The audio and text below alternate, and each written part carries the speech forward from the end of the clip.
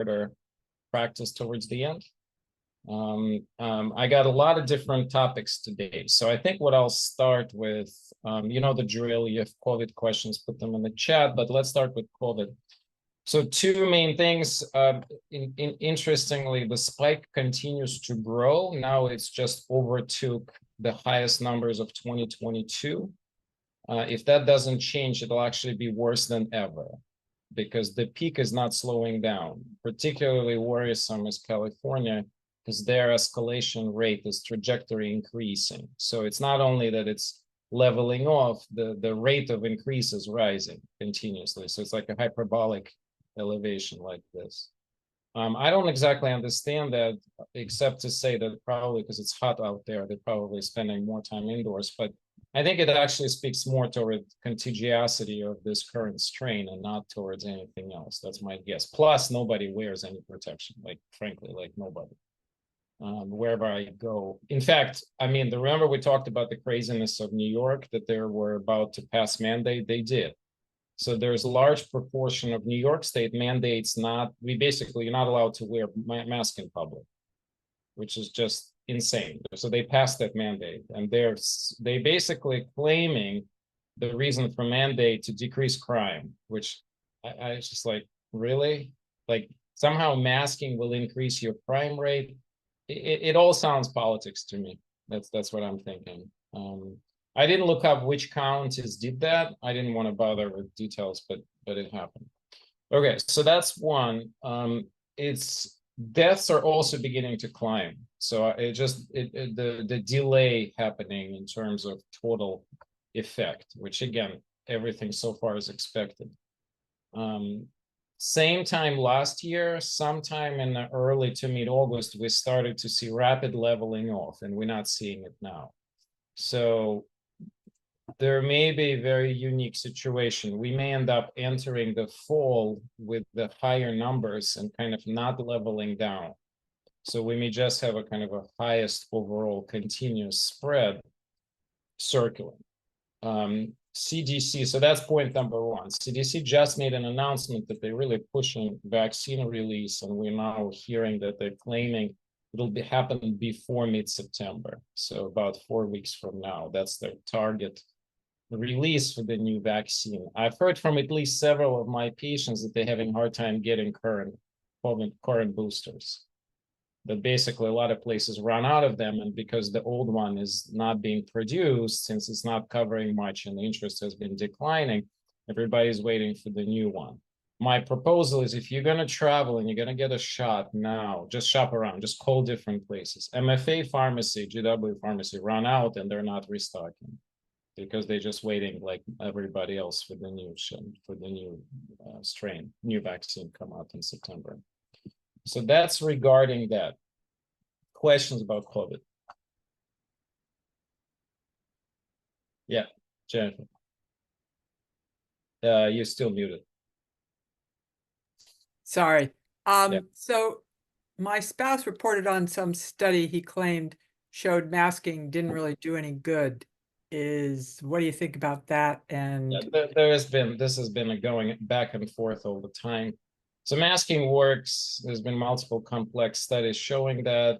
I don't want to go back and forth about this, but kind of an old review. The surgical masking works very minimally, if at all. In some studies, surgical masks were completely non-effective. So I would say the surgical mask probably has a little bit of validity when the person who's sick is masked, because it will decrease amount of total particles circulating. But the surgical mask probably will not protect you much at all. The surgical mask will possibly protect you in a close contact from the size of inoculation. So it'll decrease severity of the illness if you get less exposure in a moment. But I agree, the surgical masks is a borderline. There's been studies showing no benefit. But the N95s. Exactly. There's complete different data. Okay. Particularly N95, there's 99% reduction of exposure. There's been studies done left and right. KN95 is probably somewhere about 70% efficacious, but it's still very highly effective. Okay. So recommend KN95. The problems with N95s, if you truly tried wearing them the way you're supposed to, it's very difficult to operate on them. They're very restrictive with the airflow. And if you, especially if you need to move around, like let's say you're walking in a train station and you need to walk, let's say, I don't know, one-tenth of a mile or a quarter of a mile, it's not going to be an easy process for you. Second question is, I had COVID at the end of April, beginning of May, no booster till fall, even if I'm traveling. 100% certain, because you're going to be protected from that COVID in April, May, better than the current vaccine. That's for certain, because you most likely had the new variant already. And so there's just zero reason for you to get a new shot, this shot, the old shot, because it's not going to add anything. It's not really covering the current strain. So I don't think it makes any sense. The only people for whom this shot could still make sense is we talked about this, right? If you're planning on traveling and you're just trying to say to yourself, look, very high risk of me getting sick during the travels. I don't want to screw up my vacation. Yes, it's probably not going to protect me much, but maybe it'll decrease severity. So I'll just kind of flow with my vacation despite getting sick. I've had a number of patients getting sick on vacation now.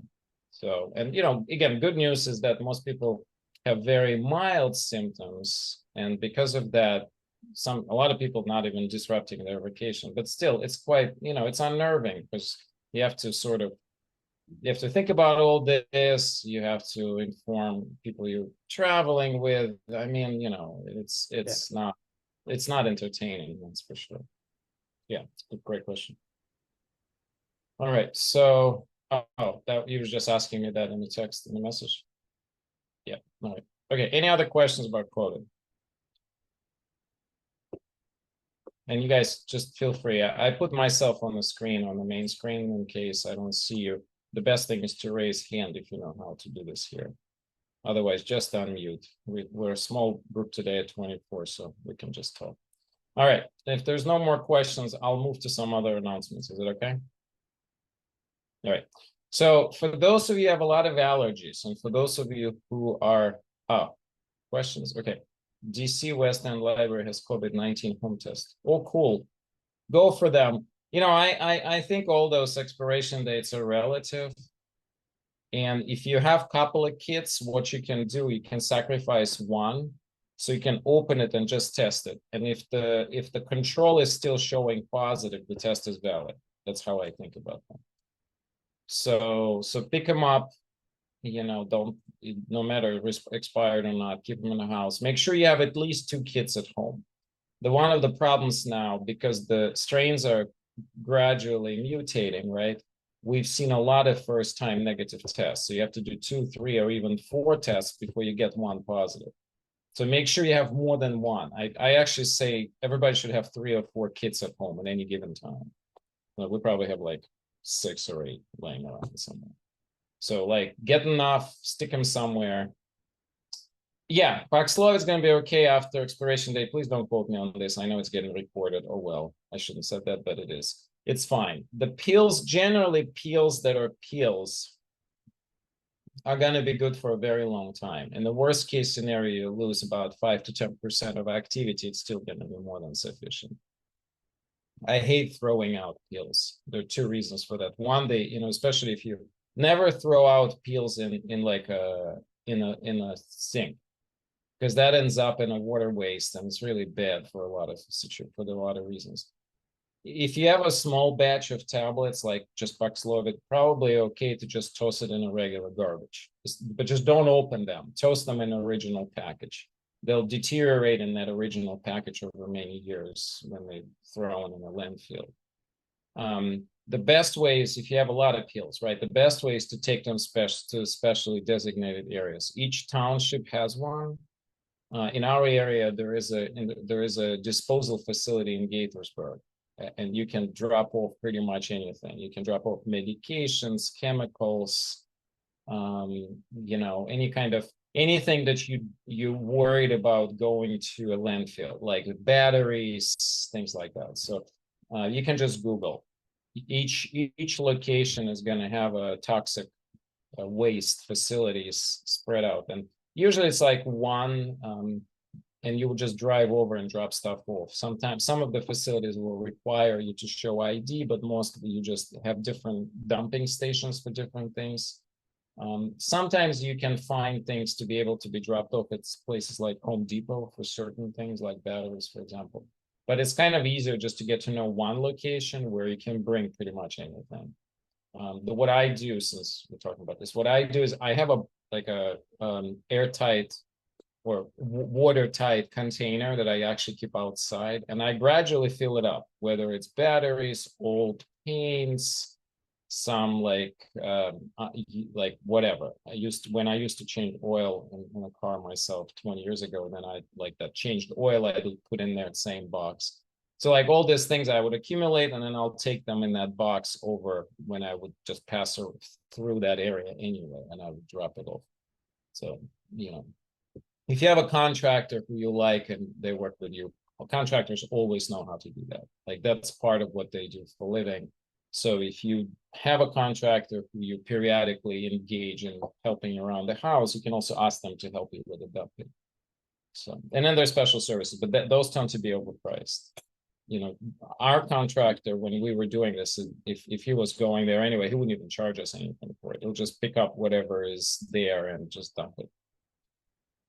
Okay, I think I covered that enough. All right, so next quick news, and that is there is a update that just occurred. Let me pull it up, and I'll put that in a chat. And this is a MedPage Today, which I kind of like. I follow a couple of different medical news. This is one I like. So MedPage just announced, I think this happened yesterday or maybe even today. There's a first nasal epinephrine that was approved by FDA just recently. So this product called Neffy, N-E-F-F-Y. So this is non-injectable epinephrine. It's a nasal spray. It's probably going to be available very quickly. It's extremely attractive because in contrast to a shot, the problem with the shot, you do the shot really quickly. It's one dose. They were crazily expensive, right? So they're used to cost pennies. And suddenly the automatic shots became something like $800 a piece. And often insurance was stopped covering them. So basically, if you were to want not to pay crazy amount of money for EpiPen at home, you would need to buy a separate vial of epinephrine and a syringe. Now, let's think about this for a second, right? Let's say let's say you have a bad insect allergy. You get stung, you're starting to have a crazy anaphylactic reaction, and you need to draw it out of the bottle and then inject. It's really crazy, right? Because you're going to not think this way. You may start getting really panicky and the bottle will shake, and it's really difficult to do so. So I think this is a super welcomed addition. Now, I have no clue about the cost, obviously, because this is, but I think any competition to the EpiPen being expensive is very welcome. Now, I have heard that since this whole saga of EpiPen went to hell, there has been some lower cost insurance covered versions of generic forms of EpiPen, which of course is better. But still, it's still a shot. You have to know how to use it. You have to practice. You have to pull it out of package. So this is generally probably a lot better. It's if you go to this link, it looks like a regular nasal spray. So you basically put it in the nose, do a puff, and then it's going to work pretty quickly. Usually nasal effectiveness is just slightly slower compared to the injectable into the thigh or into, in the muscle. So I think the efficacy is going to be very comparative. Why we're only now doing this, I actually don't know. It never occurred to me to think that there could be this delivery mechanism. So when I read this news, I was very pleased, because obviously this is a big deal. So, and also think of it if you have a kid, right? If you have a grandchild or a child, and then they started developing a reaction, good luck trying to stick something, an injection into a kid. That's going to be pretty much more traumatic versus training a child with allergies to be okay with nasal spray would be a lot easier. So good news there. All right, if you have any questions about that, just put them in the chat. Otherwise, I'll move on to a next topic, which will take a bit more time. And so this next topic is generally quite important. You all know what magnesium is, but what we'll do is, I'm trying to get that link 1 second. All right. So this spiked my attention after this NPR article that I found by happenstance. Patient of mine sent it to me. You know, so basically, what's the deal with magnesium, right? Or specifically, what's the hype of magnesium for sleep?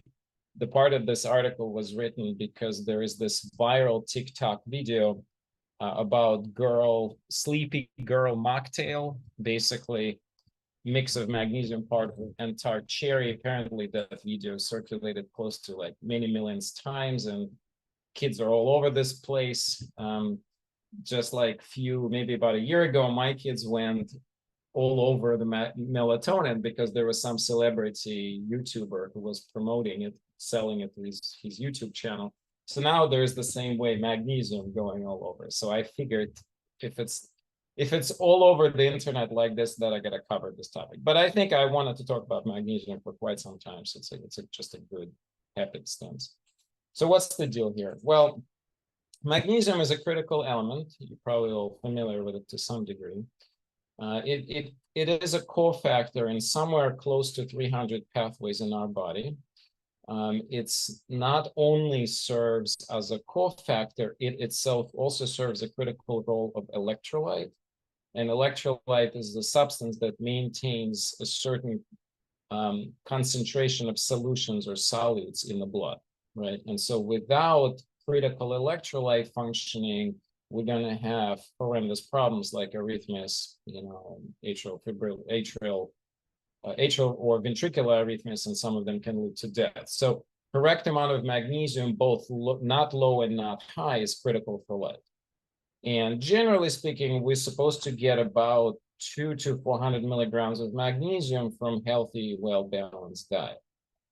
Question to everybody: how easy do you think it is to get that amount of magnesium from a regular diet, not from some special diet? Any thoughts on that? Throw your ideas in the chat. What percent of Americans, let's just take adults, because I actually don't know the statistics in kids, that's why I'm saying that. So what do you think is the statistics of a healthy level of magnesium in US population? Lynette, you can unmute yourself if you're ready to speak. Hi, yes. I think the percentage is very, very low for people to get the amount of magnesium that they need from their diet. And I personally have experienced that, and it did affect my sleep. So I take a 500 milligram of magnesium every day, in addition to eating a healthy Mediterranean type of diet, because magnesium is so important. Like you said, it affects the nerves, it affects everything in the whole body, actually. And it's an important element that we need to have constantly every day. Well, that's exactly right. So I see numbers 12%, 30%. Now you guys clarify what you're putting. You're putting the deficiency risk, right? Okay. All right. Yeah, so I think Jennifer is in the right ballpark. I think Elisa is a little too overexcited over the topic. Well, yeah, actually, I think you're both correct in a way. So here's the actual statistics. So this is based on the way how you look at population. So if you look at the general population, the true deficiency, now we'll come back to the word deficiency because I used each word on purpose. So the true deficiency sits at around 10% on average population, depending on how you look at it. Now, if you're looking at people in different settings, like the hospital patients, that risk gets up at least to 30, 40%. If you're looking at patients in intensive care unit, that's 65%. So we're talking about 2/3 of all patients in ICU have magnesium deficiency. And then there's some really specific, like alcoholics, for example, they're generally at least 50% of them are going to have deficiency long-term, continuously. So pretty staggering numbers. Now, that is formal deficiency. Now, what does the word deficiency truly means? It actually means that you can test for it and that you can identify deficiency. All right, next question. I'll have to come up with some kind of award for today for the most right questions. I didn't think of that, but now that we're doing this exchange, I think award would be appropriate. I haven't thought of what to give you, but I'll think of something. All right, so what percent do you think, so what kind of test do you think we're using in generally to identify this? How is this defined? How is the word deficiency defined? Now, what test are we using for? I think, yeah. Okay, so blood level. Very good. Yeah. It is blood level. Now, but here's a kicker. It is a blood level, but it's extracellular blood level.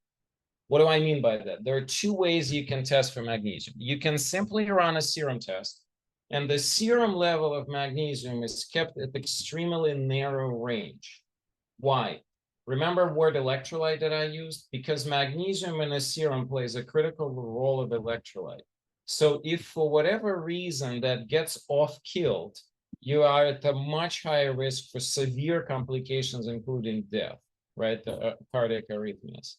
That's the same with potassium. It's the same with sodium. So it's not the only mineral that does this, but it's one off, right?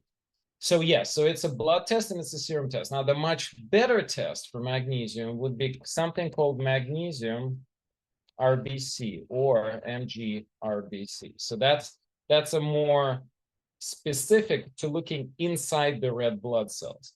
Why is it more important? Because what we really care is not the extracellular level only. I mean, we care about extracellular, of course, but we care as much, if not more, about intracellular level. And the best test for this is this one. And this one is covered by all insurances. If you somehow worry that you may be magnesium deficiency, magnesium deficient, make sure you request next time you see your doctor to do this exact test, not some random magnesium, because it's not going to show anything. Here is the next question. Of patients who have normal magnesium level, what percent do you think will have an abnormal magnesium in red blood cell level? There's no exact answer here, so I just expect I don't. There's no necessarily right or wrong. I'm just saying what rough estimate would be. I think 10% is way too low. From my recollection, it's anywhere from 30 to 60%. Yeah. Yeah. So why? Well, because magnesium RBC is just not tested enough. And the moment you start testing it, particularly if you select level of the magnesium, not in a way it's standard approached by LabCorp or Quest, if you set the cutoff for insufficiency a bit higher, my general preferred cutoff of magnesium RBC is at least at 4.5. But if you look at the LabCorp level, they will give you normal even at 4. They'll give it even at 3.8. I think it starts at 3.6 to be low. But I try to aim everybody at closer to 5 or even 5.5. Why? Well, because then there is the idea of separation between deficiency and insufficiency. So if I have a patient with constipation, spasms, particularly like nighttime spasm in the legs, cramping of any kind, eye twitching. If I have people who often complain that they feel cold in the area where everybody feels fine, when they're unable to shift quickly between temperature zones, like they walk into the air-conditioned room and they're always a little chilly for the next 5-10 minutes. So whenever I see any of this, then my first thought is, okay, could this person be magnesium deficient? Next question. What other really critical aspect of magnesium function, which I already mentioned in the beginning, if you paid attention. So this is just to check who's having post-lunch coma or who's still here with me. So which other critical function is magnesium controlled, and assessing magnesium RBCs very frequently helps to identify this problem and effectively manage it. Already mentioned it. What specific large area of our functioning? Sleep. Sleep. All right. So this goes back to the article I posted right on top, right, where it says it's an NPR article, right? So go check it out whenever you have time. They basically talk about, yeah, magnesium is critically important, good amount of data, lots of studies, take some magnesium at night if you struggle to sleep. So let's talk about now kind of shifting towards, I mean, there are literally dozens of different magnesium forms and probably thousands of magnesium products out on the market. So which one should you pick? All right. I'll tell you my way of thinking. It's not the only thinking. Plus, I'm not going to cover every form of magnesium out there. It's going to take me probably 20, 30 minutes to do so. And I don't think we have time for that.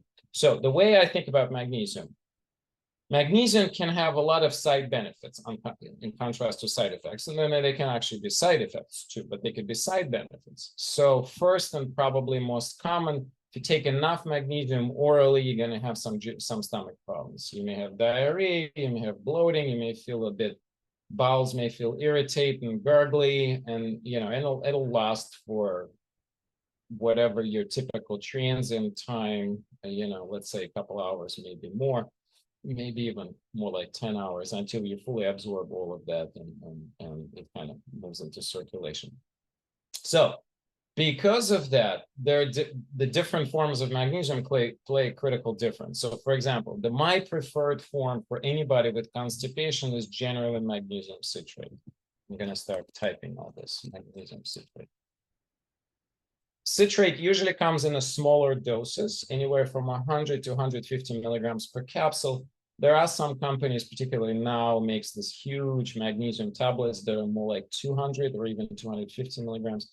But they are tablets, they're sometimes hard to swallow. So usually, if you're going to go with the capsules, you're probably going to have to take more than one. If you're using magnesium for both, for sleep and for constipation to kind of normalize the bowel regimen, you're probably looking at taking anywhere from 300 to 600 milligrams at bedtime. Now, if you have a magnesium citrate powder, that may make your life a bit easier because the powders are just easier to take. You take a teaspoon usually would give you 300 milligrams. Again, you have to read the label to know exactly how much. And then you'll mix that with a little bit of water and you drink it. A little bit easier to take, don't require tons of capsules. More importantly, it's probably the cheapest form. Okay, so that's for constipation. If you have a perfectly normal bowel movements, you tried citrate, because the citrate, remember, is very low cost. Like you tried citrate, but you got diarrhea. Okay. First of all, don't panic. Like it's usually very transient. It never lasts very long. It'll just resolve the next day and it'll be fine. So then you need to select a different form. And then I'm going to give you a specific brand. I know we're not supposed to talk about specific products, but this is it's something called Natural Calm. A lot of people know this. I'll give you a link to the description of the product. But if you're my patient, you want to do it, by all means, I can order for you from Fullscript. You can find this anywhere. This is, I guess I'll put the link to, Amazon. I don't know. This is one of such a common products that I probably don't think it matters as to where you're going to get it from. The company that makes this called Natural Vitality. And so what I'll do. Are you talking about the Calm brand? Yeah. It's called. No, you can find that literally everywhere now. Everywhere. You can find it everywhere. I just put magnesium from Amazon just because it's just the first thing that came up. So I just put the link there. You can find it in Tacoma Co-op, in Whole Foods. You can find it anywhere. It's one of the most common brands. It's not necessarily the cheapest, so I'm going to warn you about that. So, for example, right now I'm on the Amazon page. Just the first thing that when I Google, Amazon comes up on top typically. So, so this is what they have there right now. It's on 30% discount, which is nuts because this is about regular cost everywhere else. I guess Amazon marks it up and then discounts, and you're like, oh my God, it's a discount. So that's how they get you. But maybe it's a little bit more. I think the regular price is around $30, maybe $35.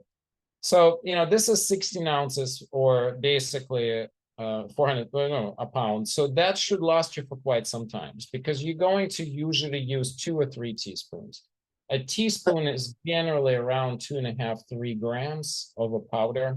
If it's a liquid, it's 5 grams. So this is going to be quite a while. And you can notice that if you look at the label of this thing, that the 2 teaspoons gives you 300 milligrams. So that's not a huge amount.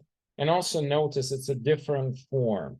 It's not a citrate, it's a carbonate. When you drop this in the water, you get this kind of a quick bubble splash, like when you're putting in emergency or other things, it like very quickly dissolves completely without trace, almost instantly. That's the benefit of carbonate, right? And the carbonate is much more neutral. You're not going to get diarrhea. Almost no one I've ever, anything can cause diarrhea, but very few people are going to have a bad reaction from it. Of course, it's available in all kinds of tastes, like you would expect. I have no idea why this came up as a raspberry lemon. I have no particular, I actually recommend for most people to get taste-free, just a chuck. Why? You get used to particular taste and then it's like eventually gets boring. So if you have no taste at all, it's kind of actually, believe it or not, more neutral. All right. Yeah. So I love for you guys, if you have your own personal opinion about magnesium for anything, not just for sleep, drop it in the chat so everybody can take a look. Avoid Amazon Whole Foods if you want to support. Okay. Yeah, sure. There's another reason to consider avoiding Amazon. It's a little tricky here, but let's see if I can deduct this in a few minutes. So this is an actual natural vitality store. I would trust this because here it says an actual, this is the maker, natural vitality, or sometimes we just say natural. That's the name of the brand. That's why I said natural.com, because it's a brand. But you have to be super careful because if you come out and you start looking around, you may end up finding other sellers. And that's where you have to be super careful because you have no idea. If it's not, Amazon does not regulate the sellers, and it's very possible you're going to end up buying a semi-expired product. It happens all the time. You will find something on a big discount. I don't know if I have time to do this now. I don't want to waste my time. But you basically, you have to be, so this is all natural vitality store. So this is all fine. If you buy it from original manufacturer, of course, they're not going to take any risks, right? I'm talking about something that's not originally sold by the store. With natural.com, there may not be competition because they're just flooding the market, and so there may not be any issues here. So I don't want to waste more of my time. Okay, let me stop here and I'll come back to this. Okay, so that's, in my opinion, best product for sleep. Now let's go back to a couple of other things. So first of all, in addition to the dosing issue, right? Because I said the dose will vary between 150 milligrams all the way to a gram. It's not unusual for me to give to people who are super active. Let me give you an example of my own dad. So my father is, you've heard, right? He's a marathon runner. He's almost 90. He still runs probably at least 10 hours a week. So, I've been fighting with him tooth and nail to take closer to a gram because the guy constantly have cramps. And, it's not surprising, right? Think of it this way. He's sweating when he's running for 10 hours a week. So he has a profound losses of magnesium. So anybody who's extremely active and for whatever reason you suspect the deficiency because they have some of the symptoms I mentioned, you'd need to give that person a lot more magnesium. I mean, we're talking potentially gram or even more, okay? So there's a kicker. You all probably at some point in your life have been recommended a magnesium. You may have been prescribed by a provider. Usually when you were prescribed this form. It's called magnesium oxide. And there lays the problem. Magnesium oxide is the cheapest, most stable, available everywhere. If you walk into CVS or GMC or whatever your local pharmacy is, you will find probably 2-3 dozens of different magnesium brands sitting there on the shelves. Probably half of them, if not more, are going to be oxides. Why do I hate oxides? Because if you look at the oxide, it's going to probably say 400 milligrams, maybe 600 milligrams, maybe 800 milligrams. The problem is that the oxide absorption is somewhere between 10 to 15%. So if you took 400 milligrams of oxide, you're getting 40 milligrams, maybe 60, that's all. If you took the citrate, your absorption is at least 50, if not 60%. So out of that 150, you actually, it's 3 times less, but you get more absorbed. And so you end up with actually higher amount with a lower amount taken. Why is it good? Well, because it's less likely to cause other side effects. It's less likely to irritate your stomach. It's less likely to cause nausea. Nausea is very common with too much anything, right? Zinc, any iron, any other metal or mineral you take, if you take too much of it, it can irritate your stomach and you can get nauseous. So magnesium oxide is the least favorite form. Try never to take it. I mean, the only reason to take oxide if somehow you got a free bottle or maybe it was prescribed with some specific reason, but I really can't think of that specific reason, to be honest with you. Okay, so then it brings us to the most neutral form of magnesium, okay?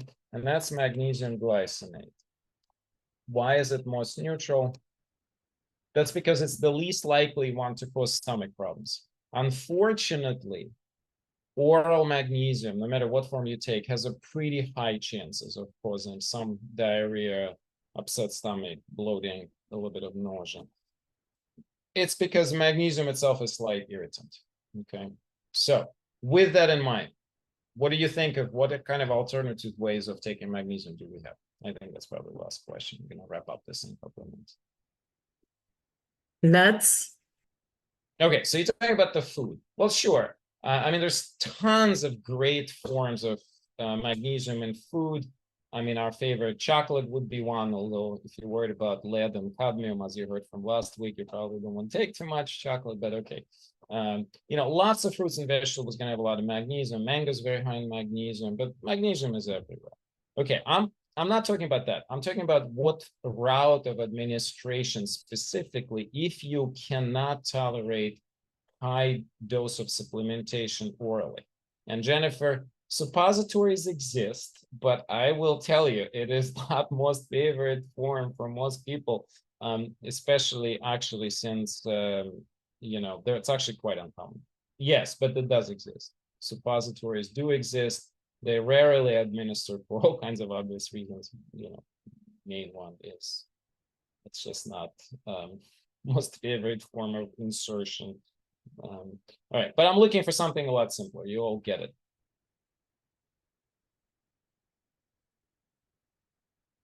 Dr. Frim suggests eating Brazil nuts.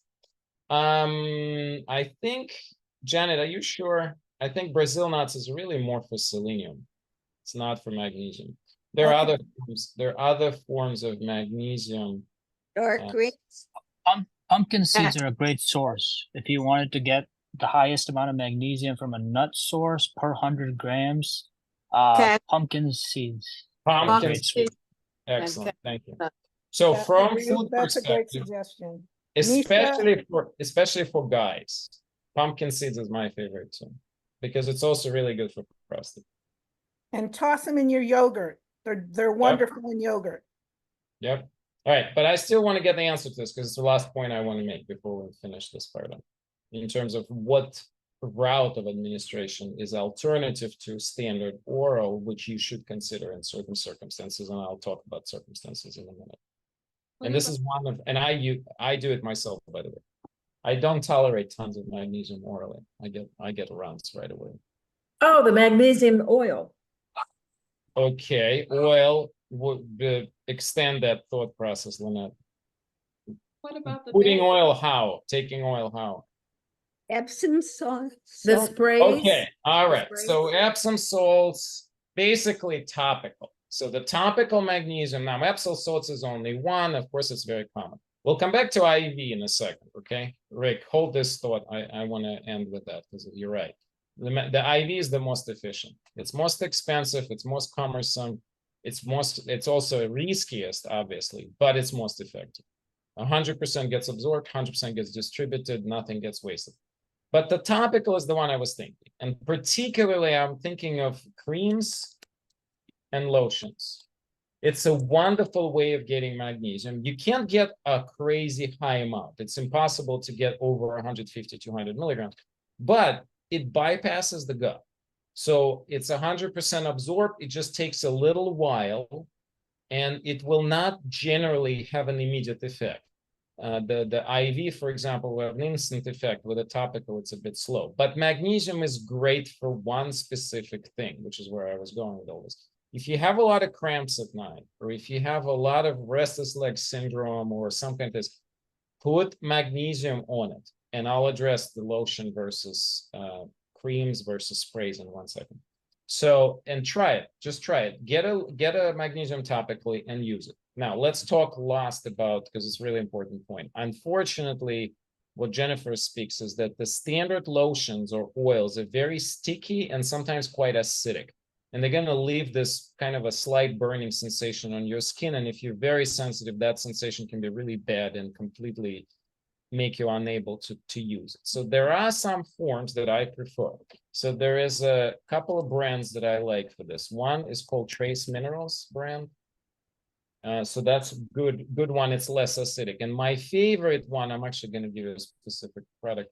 It's a liposomal magnesium with arginine.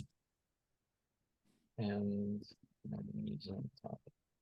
And the brand is the brand for this is called it's called Nutrasol.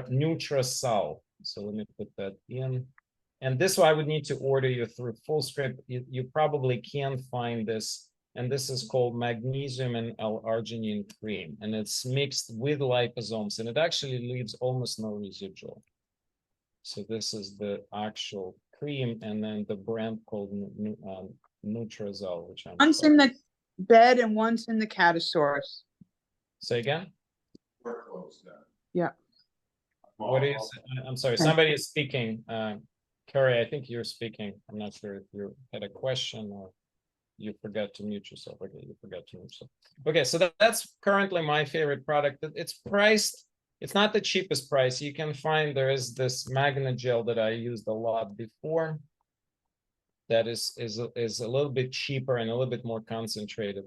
I think Trace Minerals has a really good product, very concentrated and very well priced. So in short, find particular product you like.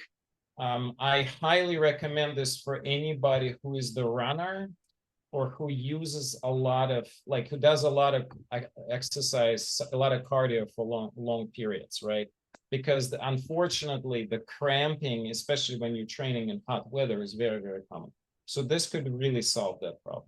Okay, I went a little too long. We're not going to take any questions. I'm going to stop us here.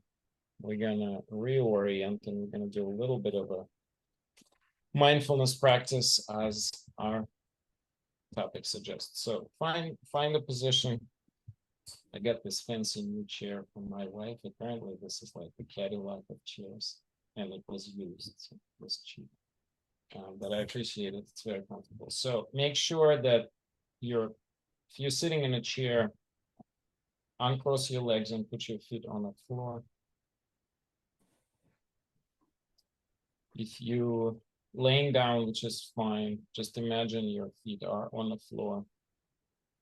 If you want to lay down, by all means, go ahead and lay down if it's more comfortable.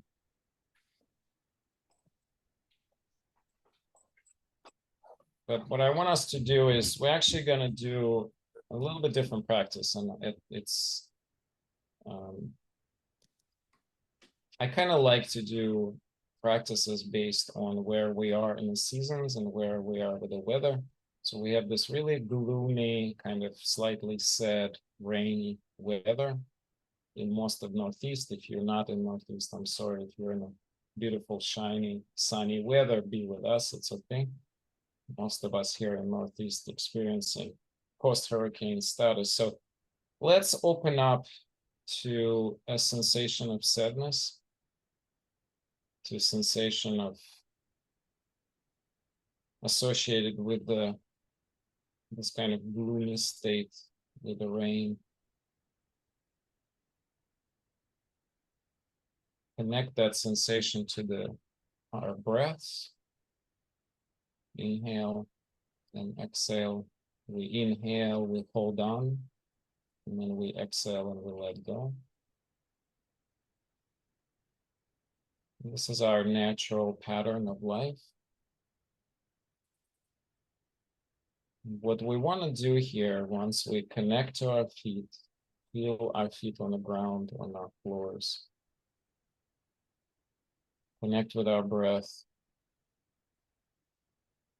connect with the sadness. If it helps you, think of some episode recently in your life that caused you to be sad. Not frustrated, not angry, sad.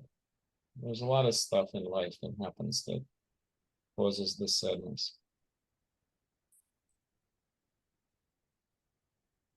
So without expressing anything, without connecting it to parts of the body, without trying to move on, just let that sadness be.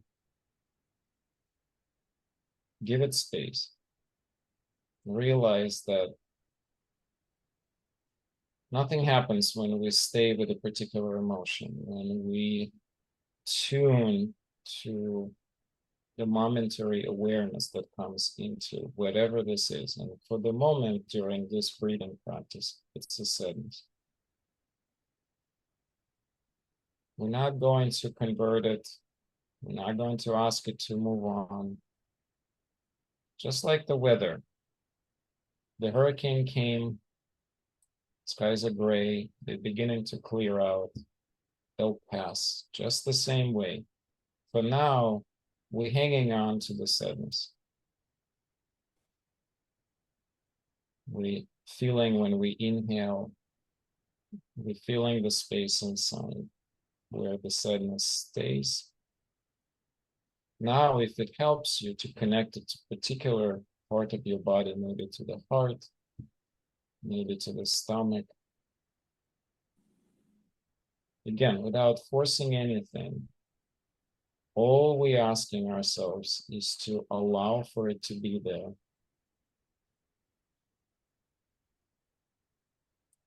Realizing that for us to feel joy, we have to know the sadness.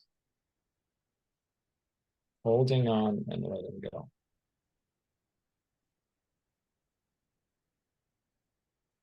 Without downward movement, there cannot be any upward movement.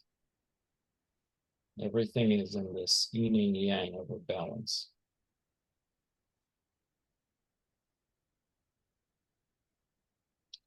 And notice that you're okay.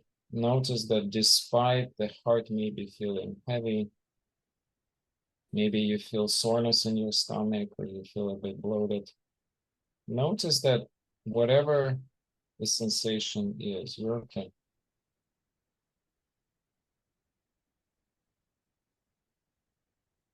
Even if you're got your attention attracted by an area of chronic pain or stiffness or spasm or discomfort, dis-ease,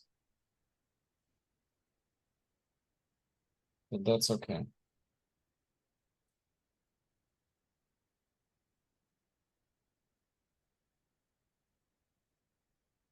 The point is, we always try to move on. We always try to let go of things we don't want. The only way to do that effectively is to learn that you actually can also hold on to things, but not on purpose. You're not holding on purpose. You're simply learning how you feel in a given state of awareness, in a given state of emotions. Being comfortable with anything and letting it go is an art. Right? Just like Rumi said in the poem of The House, that keep our doors open to anything, whether they're even a crowd of sorrows, because they're preparing, they're sweeping your floor for the delight that is coming next. Inhale, holding on, exhale, letting go.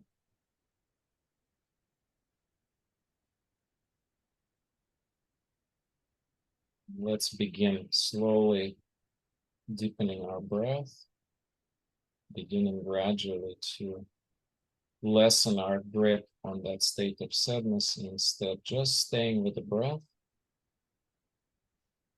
Here, if you want, open your eyes, and particularly if you sitting facing a window or outside, or if you're sitting outside, just without concentrating on any particular object, just relax your eyesight and take in whatever you see. If you're inside the building, if you're not having any natural settings outside, it's okay. You can keep your eyes closed and then just imagine your favorite scenery.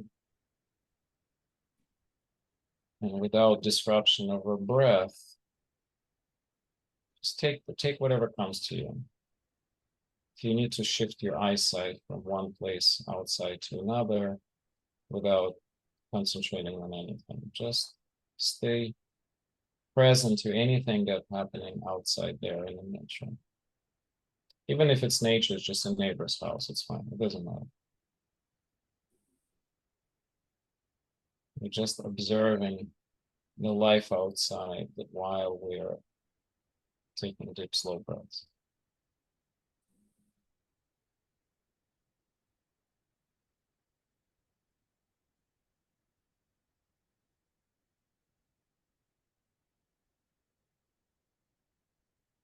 And now try to become aware of anything in your body that speaks to you.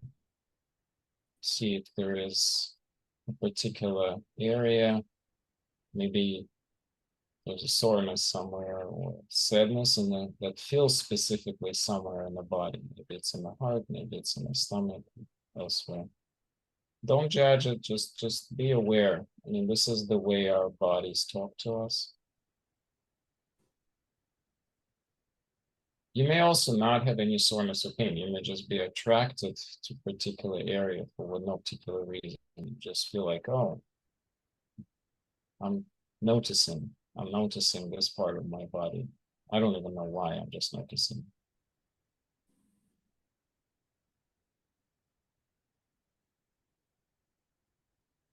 Don't forget the breath, slow in and out.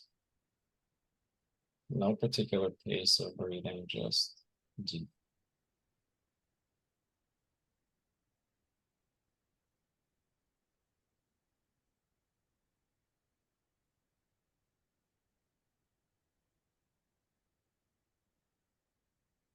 You want to look up at the skies. If you're not in the house, just imagine that.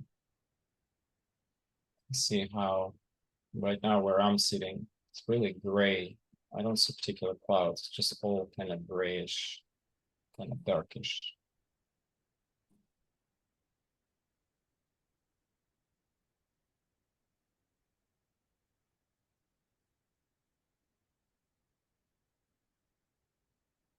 It feels quiet to me. It feels kind of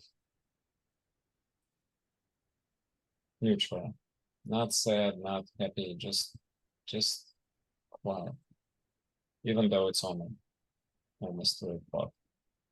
It's not in the middle of the night.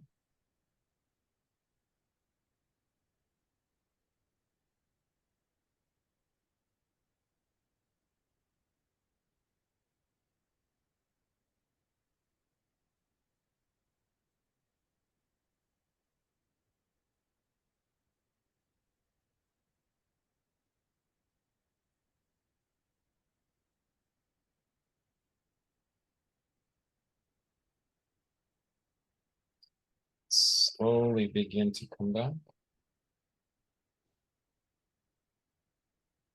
We're almost at the hour. If you feel a little slow, if you feel a little more tired, if you feel a little down, it's okay. You know, I think part of this practice has also been triggered by some of my internal psychological work that I've been doing in the last couple of weeks. So I hope you liked all of that. Remember, sadness is just as part of our life as everything else. It doesn't have to be connected to suffering. It doesn't have to be connected to anything long-term negative. It's just another awareness. It's just another state of our beings. It's often linked to this kind of gloomy weather. It's often linked to late fall season, not necessarily late summer. I mean, I think late summer is still kind of active and sunny and warm, but we have days like this even in the sunny times, right? So we have a minute or two if anybody have anything burning to say. If there is a critical magnesium question or magnesium form that you love the most. I see Salome likes Therawalk. Fine. Is this